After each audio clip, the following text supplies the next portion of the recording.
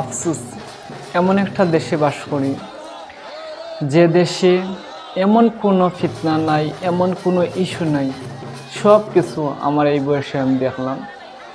যে দেশ দেওয়ানবাগির মতো খুব সুন্দর এবং শৃঙ্খলাভাবে উরুস চলছে। লক্ষ লক্ষ মুরিদ আর আপনারা যারা আছেন আপনাদের ধন্যবাদ জানাই, আপনাদের পরিশ্রম করতেছেন। এই মাজার উলিকে হযরত শাহজালাল মুজাহিদুল মাজার, উনি একজন আল্লাহর ওলি, নায়েবে নবী, আশিকে রাসূল, এতে কোনো সন্দেহ নাই। ওয়াইস আচ্ছা, একেবারে হাসা কথা কইছেন। আর আপনিও যে একজন মাজার পূজারী, খাস মুরিদ, একেবারে কোনো সন্দেহ নাই।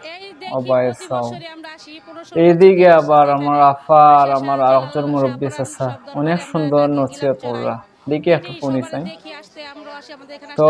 চাচা যে সুন্দর নসিহত করছেন যে আমরা প্রতি বছর আর আইলে মন ভালো থাকে। এখানে কি তার লাগে মন ভালো থাকে বুঝি না। মন ভালো থাকে মানুষের মসজিদে গেলে, আল্লাহর ইবাদত করলে।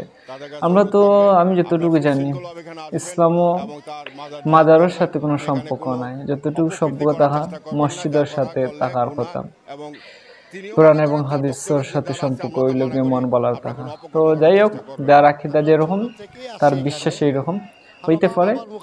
হিন্দুরা যেহেতু মূর্তির পায়ে সেজদা করিয়া, ঠাকুরের পায়ে, ভগবানের পায়ে সেজদা করিয়া যদি সে তৃপ্তি পায়, আমার এই মুরব্বী চাচা, পীর পূজারী, মাজার পূজারী চাচা, তাই তো মাজার জিয়ারত, তারপরে বর্ণ উরুষের নামে বন্ডামি করি, অবশ্যই তিনি শান্তি পাইবা। আর তাই আরো নসিহত কইরা এটা জানি কোনো অপকর্ম করই না, যা করছো শুরুতেই শেষ সব তো অপকর্ম। বালার কিতা দেখলাম। আচ্ছা, আমরা আরো কিছু দেখি কিভাবে হয় এগুলা দেখতে আসছি। আল্লাহর ওলি এটাই জানি, আফসোসের বিষয় জানি, এজন্য আর কি আশা দেখা, আনন্দ। এই মাজারের নামে শিরকি, তারপরে বেদাতি, মানুষের ইমান হরণ।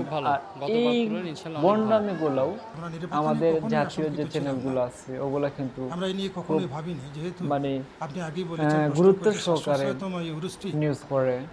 আর শেষমেশ দেখলাম শেষমেশ দেখলাম পুলিশ প্রশাসনেও তারা গুরুত্বের সাথে সেফটি দেয়।